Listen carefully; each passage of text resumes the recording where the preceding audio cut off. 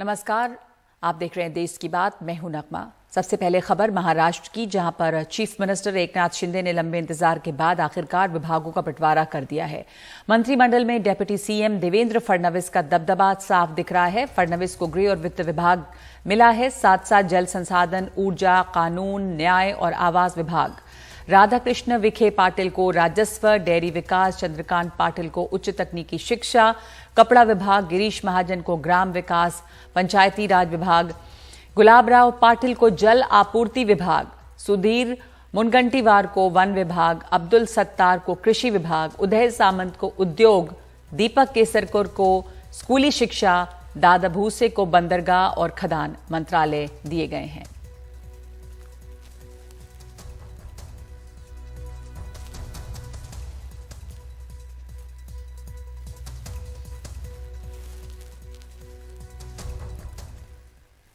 और दिल्ली के मुख्यमंत्री अरविंद केजरीवाल आज त्यागराज स्टेडियम में हर हाथ तिरंगा कार्यक्रम में शामिल हुए। इस दौरान उन्होंने दिल्ली में आज 25 लाख बच्चों को तिरंगे बांटे। दिल्ली आज तिरंगे का शहर बन गई है। देश भर में सबसे ज्यादा तिरंगे यहां हैं। हम रोजमर्रा की जिंदगी में देश को भूल जाते हैं, लेकिन दिल्ली आपको भूलने नहीं देगी। साथ ही उन्होंने कहा कि 75 सालों में देश में काफी प्रगति हुई है, फिर भी कई देश भारत से आगे निकल गए हैं। सिंगापुर हमसे 15 साल बाद आजाद हुआ, जापान दूसरे विश्व युद्ध में बर्बाद हो गया, लेकिन फिर भी ये देश भारत से आगे हैं। इसलिए हमें प्रण लेना है कि भारत को नंबर 1 बनाएंगे।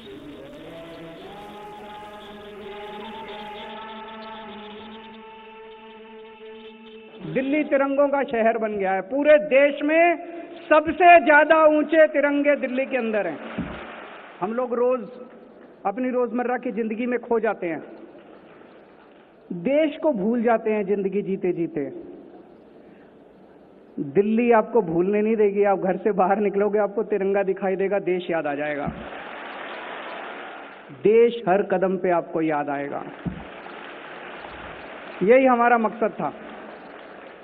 आज पूरी दिल्ली के अंदर 25 लाख बच्चों को तिरंगे बांटे गए हैं। 25 लाख बच्चों को। 75 साल में हमने काफी तरक्की की, काफी प्रगति की,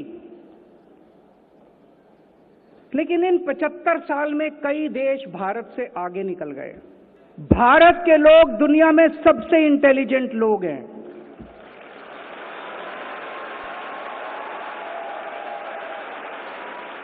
भारत के लोग दुनिया में सबसे मेहनती लोग हैं।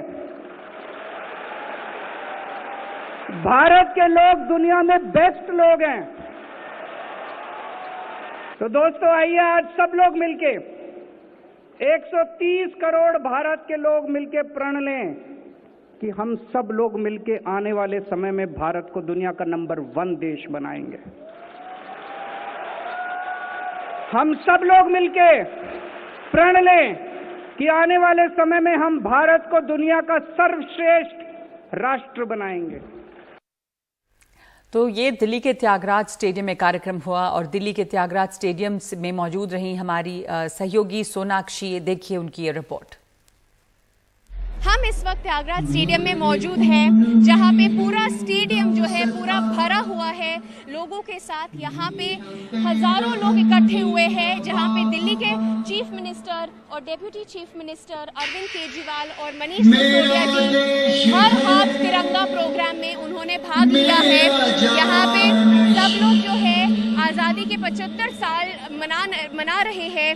भारत का जो 75 साल इंडिपेंडेंस डे 15 अगस्त को मनाया जाएगा, उसी के कारण आज त्यागराज स्टेडियम में दिल्ली के मुख्यमंत्री अरविंद केजरीवाल मौजूद है, जहां पे लाखों लोग इकट्ठे हुए हैं इस हर हाथ तिरंगा प्रोग्राम में मौजूद होने के लिए, प्रोग्राम में भाग लेने के लिए।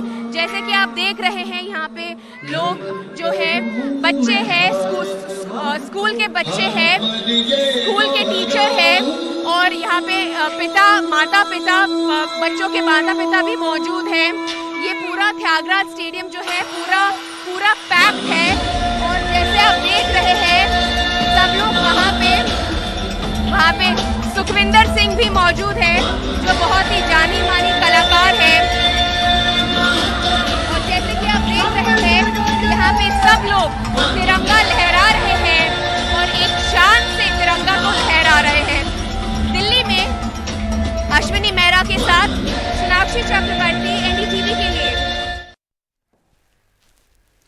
और जम्मू कश्मीर के लेफ्टिनेंट गवर्नर मनोज सिन्हा ने आज डल लेक पर हरी झंडी दिखाकर एक बड़े तिरंगा यात्रा की शुरुआत की है। इस यात्रा में सेना, BSF, Jammu Kashmir police, CRPF के साथ साथ आम लोगों ने बहुत बड़ी तादाद में हिस्सा लिया। कश्मीर घाटी में ये अपनी तरह की पहली तिरंगा यात्रा रही, वो भी 14 अगस्त के दिन। आपको बता दें कि कुछ साल पहले तो इस इलाके में इस दिन पाकिस्तानी झंडा फहराने को लेकर काफी विवाद और हंगामा हुआ करता था। श्रीनगर में तिरंगा यात्रा लेफ्टिनेंट गवर्नर मनोज सिन्हा इस मार्च की क़यादत कर रहे हैं। यहाँ ये पहली बार है इस तरह का तिरंगा मार्च श्रीनगर के डल झील के जो किनारे यहाँ हो रहा है।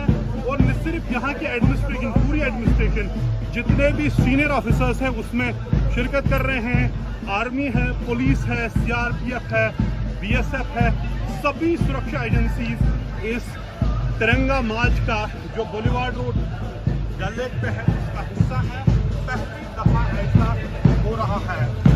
यह पहले आज का दिन है और जो जगह है काफी महत्वपूर्ण है। दिन इसलिए कि 14 अगस्त का दिन जब कश्मीर में पहले होता था तो पाकिस्तानी झंडे चढ़ते थे।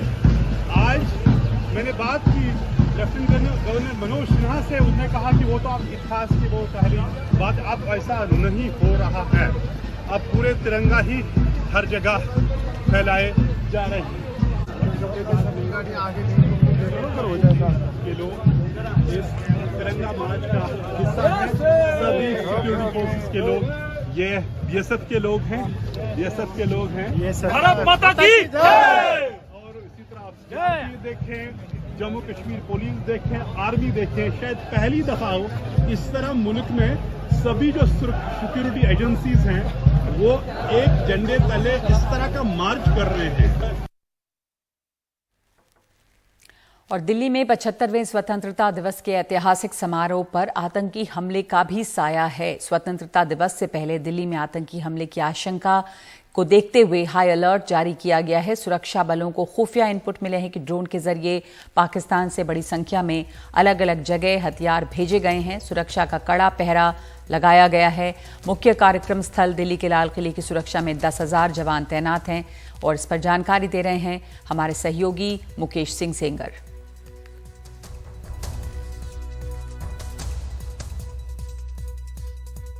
15 अगस्त के मौके पर दिल्ली में आतंकी खतरा है, उसको देखते हुए दिल्ली पुलिस ने तमाम जगहों पर सुरक्षा बेहद कड़ी कर दी है। इस वक्त मैं हूं दिल्ली के दिल यानी कनॉट प्लेस में और यहां पर इनर सर्कल पर आप देखें कि किस तरह से दिल्ली पुलिस के जवान लगातार सुरक्षा जांच कर रहे हैं। जो गाड़ियां हैं उन गाड़ियों की भी सुरक्षा जांच की जा रही है। इस तरह का अलर्ट है कि आतंकियों ने सीमा पार से ड्रोन के जरिए आईडी और हथियार भेजे हैं। इसके साथ में लॉन वुल्फ अटैक भी हो सकता है। इसे देखते हुए लाल किले के अंदर और आसपास तो कड़ी सुरक्षा है ही, लेकिन दिल्ली के बाकी इलाकों में जैसे बड़े बाजार हैं, रेलवे स्टेशन हैं, मॉल्स हैं, इन तमाम जगहों पर भी सुरक्षा काफ़ी कड़ी की जा रही है। आप देखें कि यहाँ पर मचान पर भी एक जवान तैनात है हथियार लेकर। और इस तरह से दिल्ली पुलिस ने तमाम जगहों पर ये पोस्टर भी लगाए हैं जिन पर लिखा है कि क्या सावधानियां बरतनी हैं आम जनता को, उसको लेकर भी यहाँ पर जो पोस्टर्स हैं वो लगाए गए हैं। तो इस तरह से लाल किले के आसपास करीब 10,000 सुरक्षा के जवान दिल्ली पुलिस के और अर्धसैनिक बलों के तैनात हैं। लेकिन लाल किले के अलावा बाकी दिल्ली में भी लगातार कड़ी निगरानी की जा रही है। खास तौर से जो दिल्ली के 18 बॉर्डर हैं वहाँ पर भी कड़ी सुरक्षा जांच की जा रही है। इसके अलावा दिल्ली के तमाम जो अलग अलग इलाके हैं वहाँ पर लगातार निगरानी की जा रही है और किसी भी हालात से निपटने के लिए दिल्ली पुलिस तैयार है, ऐसा दावा है दिल्ली पुलिस का। तो सुरक्षा को लेकर दिल्ली पुलिस अलर्ट है और लगातार जिस तरह से आतंकी हमले के इनपुट आ रहे हैं उसको देखते हुए चप्पे चप्पे पर लगातार निगरानी की जा रही है। नई दिल्ली से कैमरामैन पवन कुमार के साथ मैं मुकेश सिंह, एनडीटीवी इंडिया। और बीजेपी ने आज विभाजन विभीषिका स्मृति दिवस के मौके पर कांग्रेस पर निशाना साधा और एक वीडियो जारी किया। इस वीडियो में 1947 की घटनाओं को लेकर बीजेपी का विजन बताया गया है। 7 मिनट के इस वीडियो में भारत के बंटवारे के लिए देश के पहले प्रधानमंत्री जवाहरलाल नेहरू को जिम्मेदार बताया गया। कांग्रेस ने भी बीजेपी के इस वीडियो पर पलटवार किया और उसके महासचिव जयराम रमेश ने कहा कि इसके पीछे पीएम मोदी की मंशा सबसे दर्दनाक ऐतिहासिक घटनाओं को अपने राजनीतिक फायदे के लिए इस्तेमाल करना है।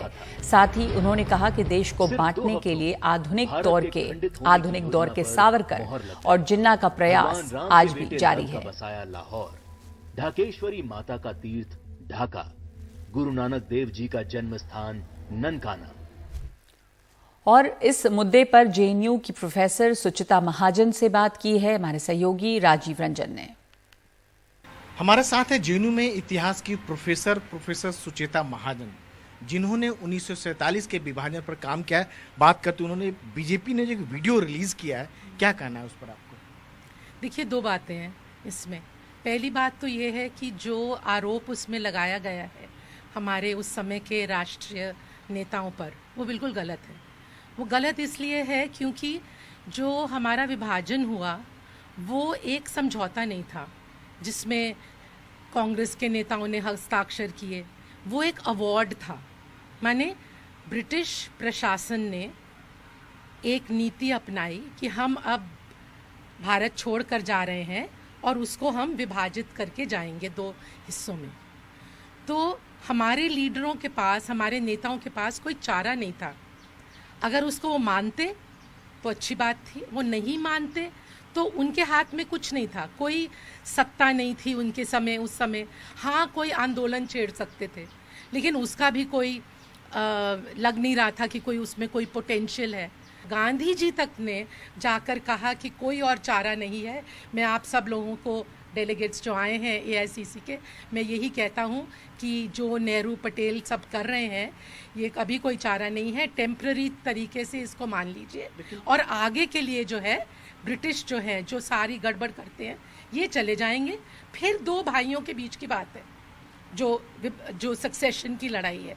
लड़ाई नहीं है, बड़ा भाई छोटे भाई को जो मांगेगा हम दे देंगे। लेकिन 75 साल बाद इस मुद्दे को फिर से कैसे देखते हैं इतिहास का? देखिए, ये तो बहुत सिंपल राजनीति की बात है कि वो आजकल की जो सरकार है वो चाहती है कि सारा क्रेडिट जो है वो लें कि 75 साल में भारत की जो ये वर्षगांठ मनाया जा रहा है तो ये दिखाएं। इस वीडियो में ये भी कहा गया है कि जितनी सरकारें आज से पहले आई हैं उन्होंने जो त्रासदी थी विभाजन की, किसी ने इस पे जोर नहीं दिया।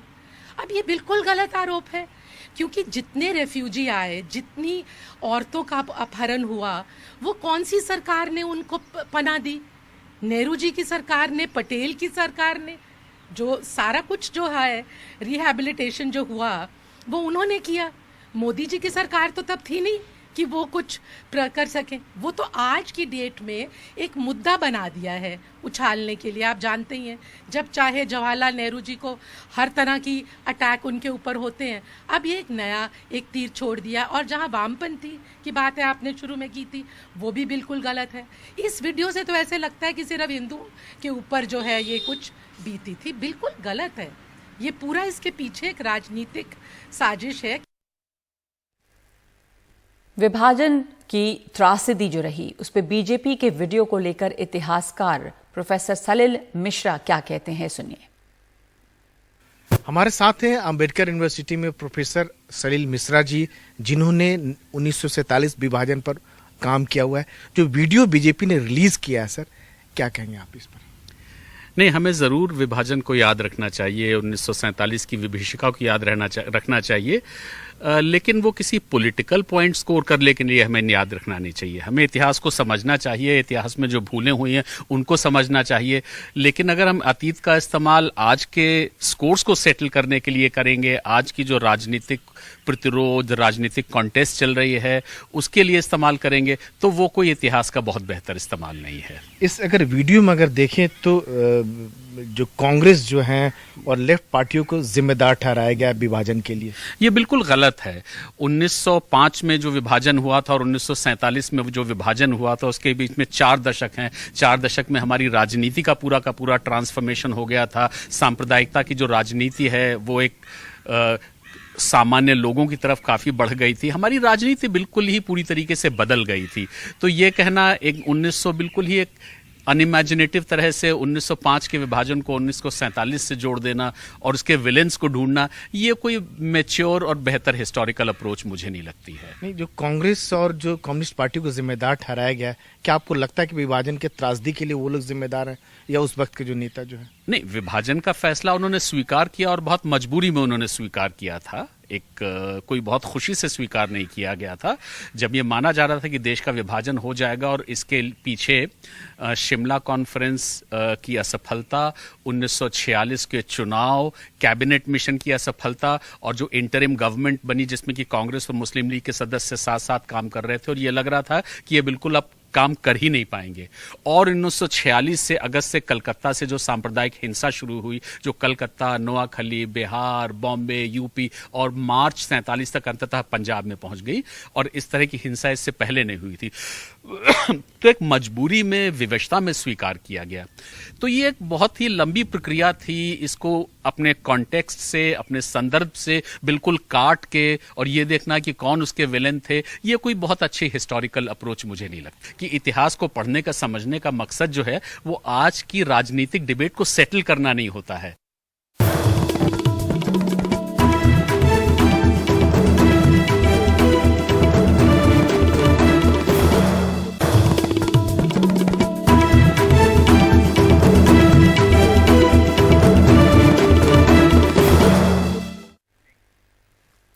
मध्य प्रदेश के धार जिले में कारम नदी पर बन रहे निर्माणाधीन बांध के बगल से एक अलग चैनल बनाकर पानी निकाला जा रहा है। धार से जो ताज़ा तस्वीरें आई हैं उसमें आप देख सकते हैं कि पानी तेज रफ्तार से निकल रहा है। पानी निकाले जाने से डैम में जो ज़रूरत से ज़्यादा पानी जमा है उसका दबाव बांध पर कम होगा और रिसाव की मरम्मत जल्द से जल्द होगी। इससे आसपास के गांव वालों पर खतरा कम होने की उम्मीद है। जानकारी ये है कि कम से कम 50 लाख क्यूबिक मीटर पानी निकालने के बाद ही डैम में पानी का दबाव कम होगा। निर्माणाधीन बांध में 2 दिन से रिसाव की मरम्मत करने के लिए इंजीनियर और विशेषज्ञ जुटे हुए हैं। इस बांध में 150 लाख क्यूबिक मीटर पानी जमा था। कमज़ोर बांध पर इतने ज़्यादा पानी का ज़बरदस्त दबाव पड़ा कि बांध में दरार आ गई, जिसके चलते एहतियातन धार जिले के 12 और खरगोन के 6 गाँव को खाली करवाया गया था। मध्य प्रदेश के धार से हमारे सहयोगी अनुराग द्वारी की ये ग्राउंड रिपोर्ट। ये हमारे सामने जो आप देख रहे हैं वो डैम है और यहाँ जो भांडखो गांव की आबादी है, लगभग 100 घर है यहाँ और सब ने इस पहाड़ी पर शरण ले रखी है। अगर मैं अपने कैमरा पर्सन से कहूँ, पीछे जो मवेशी हैं उनके वो भी आ गए हैं और इस तरह से चारपाई लगा रखी है। कुछ लोगों ने अस्थायी टेंट सामने भी लगा रखे हैं और कुछ लोग यहाँ पर टेंट बना रहे हैं। लेकिन सबसे बड़ी दिक्कत जो उनको आ रही है वो है कि उनके पास कोई प्लास्टिक की शीट नहीं है जिससे वो ढक सके, क्योंकि बरसात कभी भी आ सकती है। बच्चे हैं, मवेशी हैं, जो थोड़ा बहुत गृहस्थी का सामान है जो लेकर के नीचे गांव से वो ऊपर चढ़ पाए हैं। इस वक्त हमारे साथ कुछ गांव वाले ही हैं। पप्पू जी, यहाँ पर किस चीज़ की खेती वगैरह होती है ज़्यादातर? सोया बीज है और कपास है, मक्की है। अच्छा, मक्के की फसल तो देखिए सामने भी खड़ी है। अगर डैम टूटा तो आप लोगों को बड़ा आर्थिक नुकसान भी हो सकता है। हाँ, हो सकता है ना सर। हाँ सर जी, हो सकता है। बहुत बुरा नुकसान होगा सर। हमारा जमीन भी खुदा जाएगी, हमारी कपास भी चला जाएगा, मक्का भी चला जाएगा। आपका नाम? महेश। कितने की खेती यहाँ पर, कितने एकड़ वगैरह खेती आपकी? सारे गाँव वाले की है सर। वो तो 100 घर वाले की सारी जमीन वो यहीं पे। हाँ, यहीं पे। आप लोग की सबसे बड़ी चिंता अभी किस चीज की है? जमीन की है सर। जमीन नहीं रहेंगे तो खाएंगे क्या? सब तो खोदा जाएगी डैम में और बिना पानी की खेती रहेगी तो बरसात में पकेगी, उनाले में तो कुछ पक नहीं सकते, गाँव में बो नहीं सकते हैं। आपका नाम? प्रताप। तो और जो मवेशी वगैरह वो सब आप लोग ऊपर ले आए हैं? हाँ, जो हमारे पक्षी है, और बैल है, बकरा बकरी सब ऊपर ले आए हम। हाँ, अनाज तो नीचे है, पुलिस वाले नीचे जाने नहीं देते हैं, ऊपर भगा देते हैं, छुपा के लाते हैं। तो खाना वाना कैसे कर रहे हैं फिर आप लोग? खाना आना आता है, थोड़ा बहुत पार्सल आ रहा है। हाँ, और चुपके से घर से बना के लाना पड़ता है। आपके घर में कितने लोग हैं? बाल बच्चे कितने? हमारे आगे कम से कम 15 हैं। 15 लोग हैं। सब ऊपर आ गए पहाड़ पे? सब ऊपर आ गए पहाड़ी में, तो सब यही है। आप तो पुराने हैं यहाँ के, तो जब ये डैम वगैरह बन रहा था तो आप लोगों को कोई फिक्र होती थी कि कभी कुछ अगर ऐसा हो गया जैसे आज स्थिति ऐसी रही है? लगता था नहीं सब ठीक रहेगा? पर सर जब तक तो सही रहे थे, पर अब तो ये डैम बना डर लगता है। डर लगता है। हाँ, अभी जमीन भी चली जाएगी, ऐसे पहाड़ नदी सरे के पत्थर निकल आएंगे, हमारी मट्टी हट्टी तो कुछ भी नहीं रहेगी ये हमारी जमीन में। और अभी आप लोगों को चिंता किस बात की है? ये पन्नी वन्नी आपने मांग की है स्थानीय प्रशासन से कि पन्नी वन्नी दिया है? नहीं मांग करी सर अभी तक तो कोई नहीं पूछने के लिए कोई भी नहीं आए थे। अच्छा, हाँ इसलिए। तो फिर अभी घर ढकेंगे कैसे? झोपड़ा ढकेंगे कैसे? अभी पन्नी ला के देगा, वो फटी टूटी पन्नी है उसे ढकी हमने। अच्छा, थोड़ा बहुत छुट्टियाँ आती है उसमें रुक जाते, ज्यादा बरसात होगा। कई सारे बच्चे वगैरह भी हैं, ये लोग भीग जाए बीमार पड़ेंगे। हाँ सही बात है, हाँ सही बात है। और नीचे घर वर जो आप लोगों ने ऐसे खुला छोड़ा है, कहीं चोरी वोरी का डर तो नहीं है कुछ? अब चोरी होती पहाड़ी पे आ गए तो बिल्कुल चोरी कर सकते हैं नीचे से। नीचे कौन देखने जाएगा रात के टाइम में? पुलिस वाले भगाते हैं तो डर के मारे यहीं पे सोते हैं, कोई जाने की हिम्मत नहीं करता, पानी लेने कोई जाने की हिम्मत नहीं करता। फसल, जमीन, मवेशी सब इनकी चिंता है, और इसके साथ ही आपके घर वालों को, अपने जो घर है मकान। हाँ, इनकी चिंता होती है ना। यहाँ पे सोने की नहीं आते है, राउंड लगाने जाते पुलिस वाले देखते हैं तो भागते हैं, कौन रुकेगा वहाँ पे? नहीं सर, 3-4 रात हो गए हमको सो रहे नहीं, 3 रात हो गए। 2-3 रातों से लोग यहाँ पर सोए नहीं हैं। मेरे पीछे कैमरा पर्सन मेरे रिजवान आपको डैम दिखा पाएंगे, और इस ऊंचाई पर लोग आके रह रहे हैं। और इसके सामने भी, बिल्कुल जो सामने वाली पहाड़ी है, वहाँ भी कुछ लोग रह रहे हैं। अगर यहाँ से मुड़ के दिखा पाएँ तो देखिए, यहाँ नीचे कुछ घर हैं, फिर वहाँ सामने भी कुछ लोगों ने अपने टेंट बना रखे हैं। तो इस तरह से पहाड़ की चोटी पर उनको चढ़ के आना पड़ रहा है। मवेशी जहाँ तहाँ बैठे हुए हैं। सबसे बड़ी चिंता जो यहाँ के लोगों की है वो अपनी खड़ी फसल की है यहाँ पर, कि अगर इधर कोई अनहोनी हुई और डैम का पानी आया तो इनकी फसलों का क्या होगा। महिलाएं हैं, बच्चे हैं, जो भी थोड़ा बहुत गृहस्थी का सामान लेकर आ पाए हैं। लेकिन अब स्थानीय प्रशासन से इनकी यही मांग है कि कम से कम इस तरह की प्लास्टिक की शीट इनको यहाँ पर मिल जाए। स्कूल के बस्ते वगैरह भी लेकर बच्चे आए हुए हैं, छोटे बच्चे हैं, तो कम से कम अगर तेज बारिश हो तो वो अपने परिवार को यहाँ पर बचा पाएं। धार से अपने सहयोगी रिजवान खान और अमीन शाह के साथ अनुराग द्वारी, एनडीटीवी इंडिया। और अनुराग द्वारी ने मध्य प्रदेश के जल संसाधन मंत्री तुलसी सिलावट से भी इस बारे में बात की है। हमारे साथ इस वक्त है जल संसाधन मंत्री तुलसी सिलावट जी। सर, आप लोगों ने एरियल सर्वे किया है अभी, क्या पता लगा है? अब स्थिति नियंत्रण में स्थिति है, क्योंकि हमने जो देखा ऊपर से, जो कैचमेंट एरिया है वो पानी निरंतर आ रहा है। तो पानी हम इधर छोड़ रहे हैं, उधर आ रहा है, मतलब समान चल रहा है, पर धीरे धीरे। अभी हमने 24 घंटे में 1 MCM पानी कम किया है।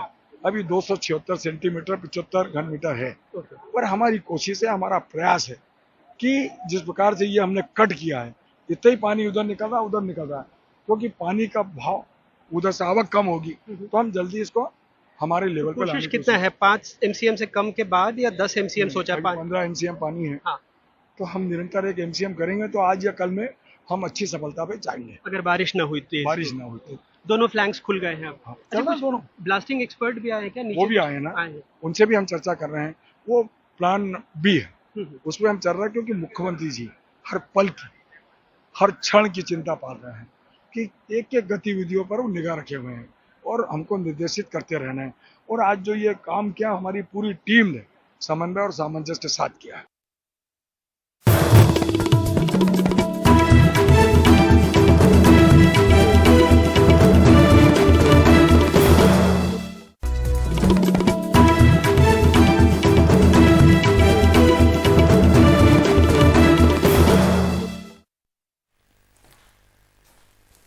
राजस्थान के जालौन जिले में अनुसूचित जाति के एक छात्र की पिटाई इतनी ज्यादा की गई कि उसकी मौत हो गई है। 20 जुलाई को सिर्फ 9 साल का बच्चा जो था वो उसको स्कूल में पीटा गया। स्कूल के संचालक ने उसकी पिटाई की। पिटाई की वजह ये थी कि उसने घड़े से पानी पिया। जाति सूचक शब्दों से उसका अपमान किया गया। अहमदाबाद में बच्चे की इलाज के दौरान मौत हो गई। बच्चे के कान और आंख के हिस्से में गंभीर चोट लगी। आरोपी स्कूल संचालक चैल सिंह गिरफ्तार हो गया है। आरोपी पर SC ST और हत्या की धाराओं के केस हैं। आसपास के इलाके में एहतियातन इंटरनेट बंद किया गया है। सूराना गांव में सरस्वती स्कूल में चैल सिंह मारसा गोटे छोकरो मारो बनवा जातो इंद्र कुमार जो मारसा थाप भाई छोकरे मटकी में थी पानी पीधो जातिवाद करीन थाप भाई भणती मातार में नाड़ ब्लॉक में हेमरेज बणियो मो डीसा पालन पर सबटे भरियो उदयपुर बीजो पसे अहमदाबाद गयो अहमदाबाद रे मैं भर्ती रियो बटे भर्ती रियो तो माता में हेमरेज बणियो सोरारी डेथ हुई।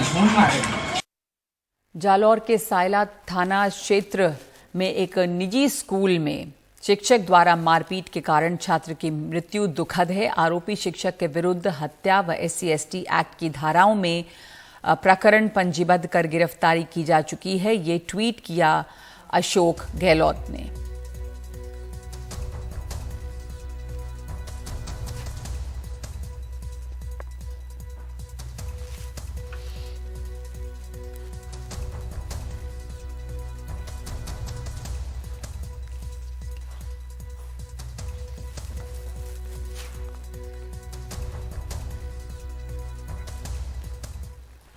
और आपको अब ले चलते हैं सीधे Wagah border.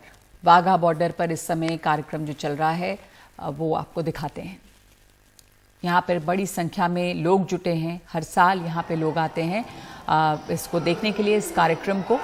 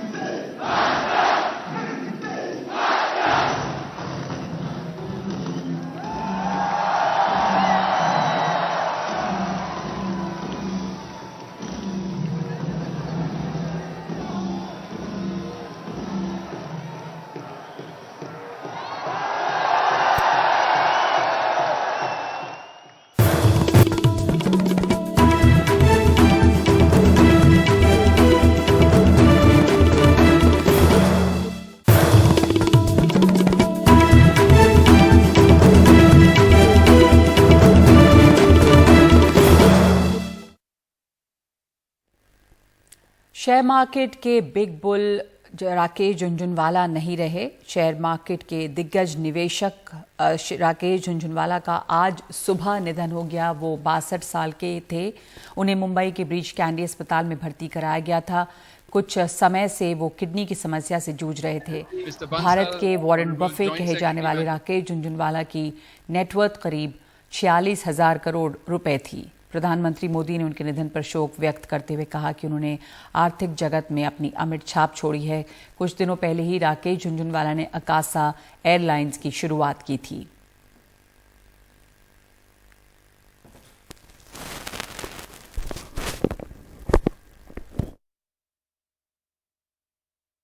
See, I have decided the quantum that I'm going to invest and give it to my foundation, and I'm still, in the. उनके दिल में तिरंगा था, उनकी जुबान पे तिरंगा था और उनके काम में तिरंगा था। तो जो भारतीयता उन्होंने प्रकट की अपने काम के द्वारा, अपने कार्यों के द्वारा, वो भारतीयता अब हमारी है। वो चले गए, पर जो यादें हैं और जो उन्होंने काम किया है इस पृथ्वी पे, जो उन्होंने भारत में विश्वास किया है, वो विश्वास अब हमारे बीच में रहा है और रहेगा।